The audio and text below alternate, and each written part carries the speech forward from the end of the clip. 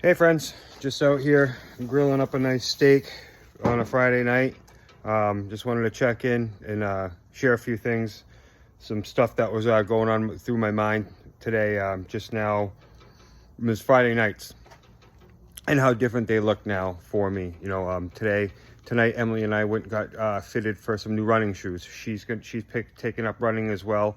I need some new shoes, and so we did that. And now we're gonna have some dinner in. She's got some cake pop ice cream, and I have some homemade sugar-free frozen yogurt. So whatever. So it's Friday night, and just thinking about how lucky I am to be able to be doing this stuff, and because the Fridays before, one in particular Friday, when you could call it, I really started to come to my senses and realize that I needed to change myself.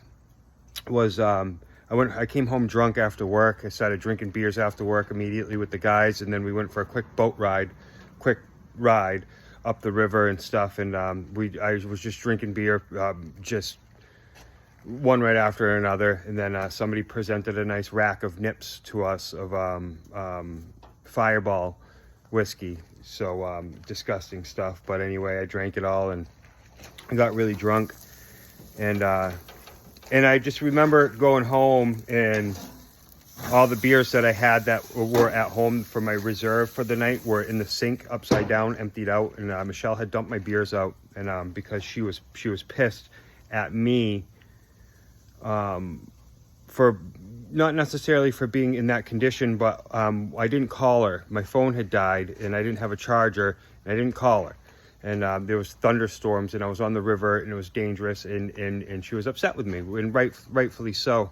But I couldn't see past anything besides me just being hammered. I couldn't even stand up. My phone was actually smashed because I dropped it on the tile floor trying to plug it in, because when I got home she wasn't there. She was actually out looking for me, So I think it was one of those moments where I took a deep look at everything and said, what I'm doing is I'm bringing all of my stuff with me, all of my baggage from my past relationships, all of the stuff that I've done to not sabotage them, but for them to not work out. All of those things that I was doing with the drinking and the not being there, and the disconnection and all that sort of stuff, was all just stuff that I was carrying with me. I used to think it was just like, I always just found those crazy ones where like just never worked out, or maybe, I was never meant to be, or I was meant to be alone. But when the real truth is that it was me all along,